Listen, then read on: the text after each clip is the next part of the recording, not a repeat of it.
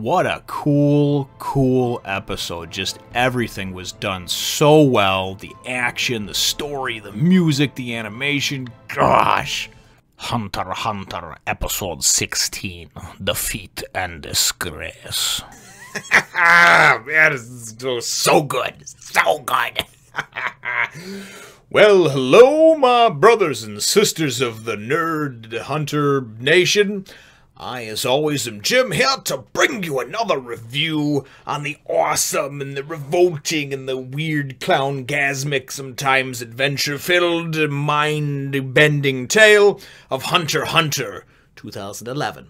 Now, our last episode, of course, saw us with Gon really stalking, or trying to stalk, Hisoka, and really ending up with that sort of weird exchange between Hisoka and that pinhead guy that pulled all the pins out of his face and completely changed his face and then buried himself in the ground, because now he obviously has his tags. Hisoka has his tag as well as one more and does not know who his target yet is, but he doesn't care because he's going to go have his little orgasmic blood rage thing and just go and randomly kill people he runs across, I guess. So the episode ended up, though, with him coming upon Leorio and Kurapika, and obviously he's going to be going after them now, and then of course Gon's going after him and trying to wait for the right time to strike and steal his tag. So, man, that's how things left off, and that's where things pick up over here, and it's a very good episode, probably my favorite so far. Just because of the way everything was told. The beginning portion of it is Gon, of course, is tracking Hisoka, and he's like thinking to himself and giving the inner monologue about, like, you know, what should I do? Should I wait for him to attack? And then he kind of pictures Hisoka just sort of running through and killing his two friends. And then he's like, no, I'll wait and I'll see what happens. And if he attacks, then I'll make a decision. Then maybe I'll jump in, whatever, right? Because we all know Hisoka is a bad mamma jamma, right? And I like the character. He's creepy, but he's cool. He's like mysterious, but really strong. I like him. And whenever he's around, they play this weird sort of, like, it almost reminds me of like it's like something like a banjo or something like that. It kind of reminds me of like a southern tune. I'm talking like southern, like Mexico, like you know, like something that like the like a mariachi band would play or something like. It's just really cool, man. Something like from Puss in Boots or something, you know. Anyways, I don't know why I think that, but they always play this really cool music, and that's one of the great things about this show too, is the music is just excellent, just so well done. So the first portion of it is Kurapika, and Leorio running into Hisoka, and Hisoka, you know, just telling them basically like, hey, listen, give me your tags. And they're like, dude, that's not going to happen, you know. So what winds up happening is Kurapika is actually a master negotiator, because he goes and he says, listen, here's the deal, okay? You know, and he gives them the whole rundown. We have 4 tags, all right? You know, we have mine and my targets, which was Tonpa, obviously, but Tonpa's target was Leorio, and so we've already got that one, you know, and we've got this one extra one, and he's like, she's basically like, it's a really cool way. He's not really mind-fucking Hisoka, but he's just basically saying, like, listen, there's no point in just going and fight. If you want to fight us for him, we'll fight you. That's cool. But here's what I propose. I've got the tag I need, mine, and then, of course, my targets. Leorio will keep his. We'll give you this extra one we got, because it's only worth a point to us anyway. So then, so Hisoka's kind of like, at first he's real, you know, against it, and then afterwards, after a little bit, I think he starts to kind of respect what they have going on there, and ultimately he winds up going and agreeing to. They put the tag down, which happens to not be his target anyway, and then they go and walk off, and he's like, I'll be standing here for a while. And it's really neat, because then he goes and he talks to himself, and he's just like, yeah, you know, they've grown so much in just a few days, you know, but they're still like these fledgling weaklings and everything. But it's like he has respect for them, though, because they've come so far in such a short period of time. And now he still doesn't know that Gon's looking after him. Now, the creepy part is this weird sort of, like, you know, phantasmagoric, I don't know, he has like, I call it a clowngasm. He has himself, because he looks like a clown. He has like this clowny like orgasm, this like bloodlust, that after that, you know, obviously now he's got his tag and he's got 2 other ones that are worth 1 point, so he still needs at least 1 more. But he stands there. It's at night when this happens, and he just kind of stands there and like freezes in place for what we presume to be hours, because then the next time he moves, the sun is up, right? And Gon is like kind of freaked him. Was like, I don't even want to be here. And this sort of like bloodlust that comes out of him, this rage, this sort, it's like he's getting off on this, like wanting to kill somebody, and it's creepy but kind of cool too, you know. So, but again, clowngasm is what I'm going to go with. So anyway, Gon goes to track him again then once he starts moving, and he's like, you know what, I got to get out ahead of him. And he starts trying to get out ahead of him and get to a high vantage point to see where he's going to run into somebody else.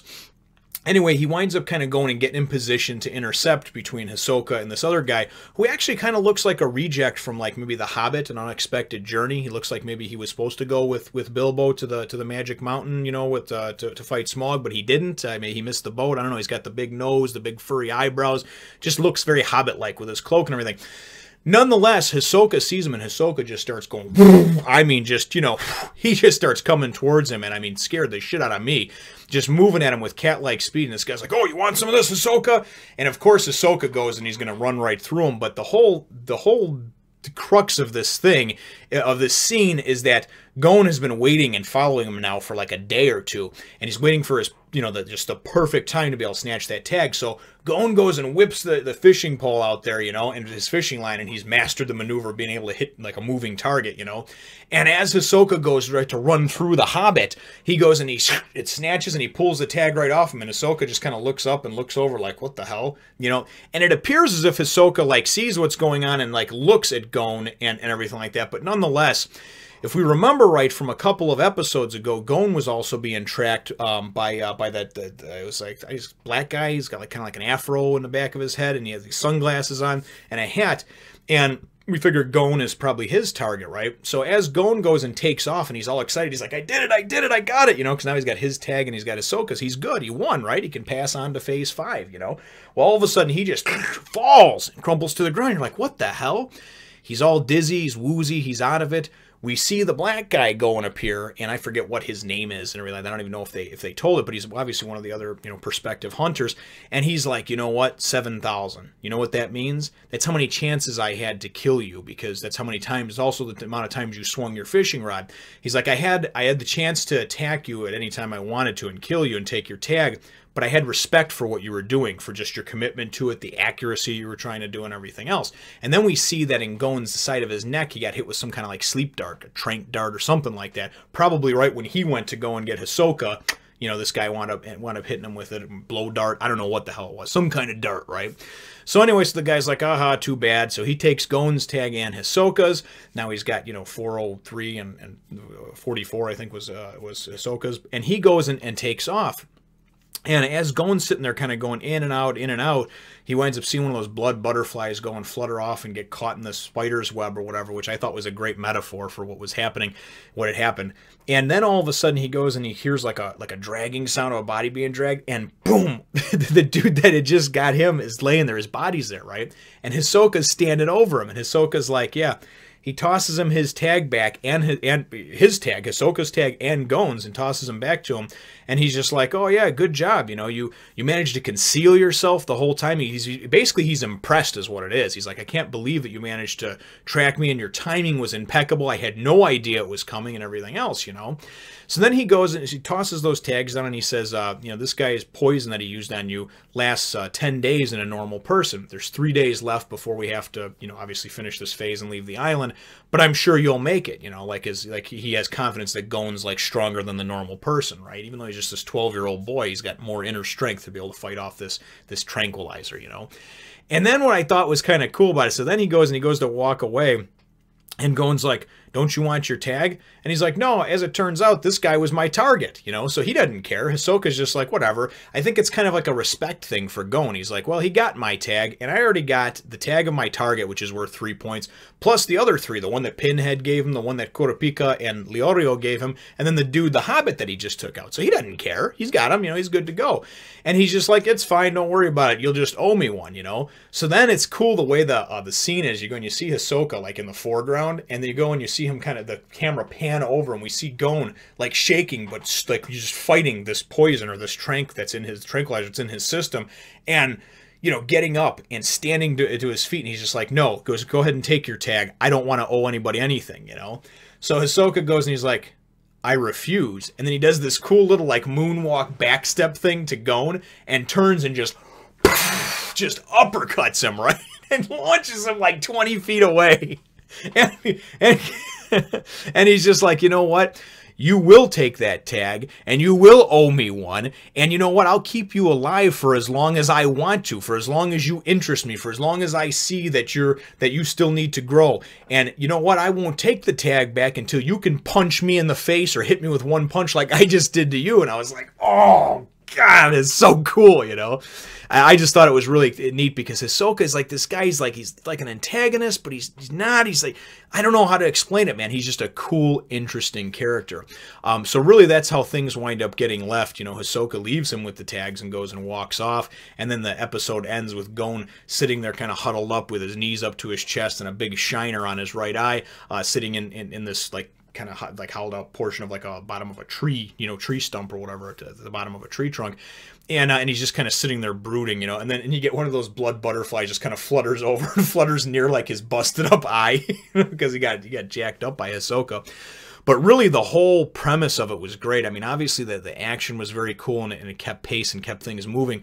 But just the whole part at the beginning too, where, you know, he was facing down Leorio and Kurapika, and just, you know, just like the bloodlust that he went into after that, like, you know, because he was going to kill them, but then obviously they kind of talked him out of it, but then him still just sort of needing to satisfy that rage, you know, is very, very cool stuff. So, nonetheless, I can't wait to, you know, certainly, it goes without saying, I can't wait to get into the next episode. So, my episode question for you, though, brothers and sisters, is really what are your thoughts on Hisoka and what he did?